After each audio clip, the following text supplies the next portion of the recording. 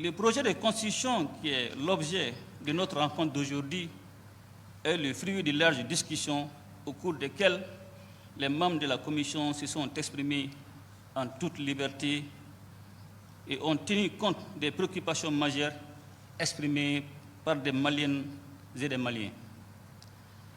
En adoptant cette démarche, l'objectif était de parvenir à un large consensus national autour de ces documents. Mesdames et Messieurs, le projet de constitution reflète l'expérience de vie sociale et politique de notre peuple qui a connu une trajectoire historique riche qui va de l'époque des empires à celle du Mali contemporain.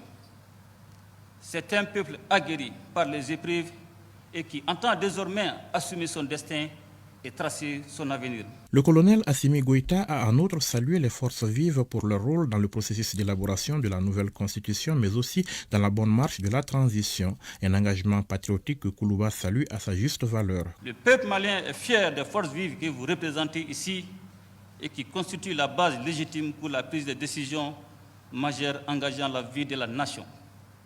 Conscient de la nécessité d'œuvrer ensemble pour préserver les intérêts supérieurs de notre peuple, vous avez toujours répondu aux appels des autorités dans les moments les plus critiques de notre histoire.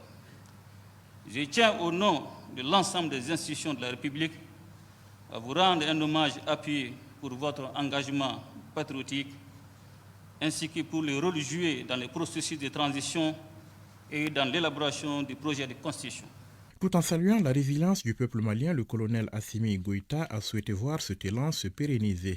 Il invite donc les forces vives de la nation à s'approprier le projet de constitution et à s'engager dans sa vulgarisation. La résilience dont le peuple malien fait preuve et que je ne cesserai jamais de saluer constitue un tremplin évident pour la reconquête de sa véritable souveraineté. C'est pourquoi l'élan de mobilisation et de veille citoyenne amorcé ne doit jamais s'essouffler. À présent, il vous revient de vous approprier ces documents qui est justement le vôtre. Il est surtout attendu de vous d'en faire une large diffusion et une bonne explication auprès de la population.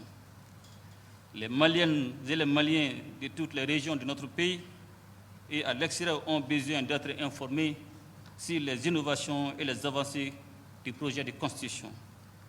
Qu'il s'agisse des institutions et de leur attribution, des équilibres entre elles, de la possibilité de destitution de certaines autorités, du statut des langues nationales et bien d'autres. Rester mobilisé, tel est en substance l'appel du chef de l'État à l'endroit des forces vives de la nation, mobilisées pour la construction des Mali nouveaux dont la nouvelle constitution sera un des piliers.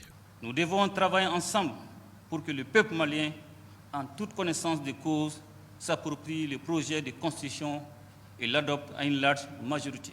Venus à l'écoute du chef de l'État, les forces vives de la nation sont reparties de Koulouba bien imprégnées du projet de nouvelle constitution avec désormais une mission à elles confiée, celle de participer pleinement à la vulgarisation du texte qui sera soumis à référendum dans les prochains jours.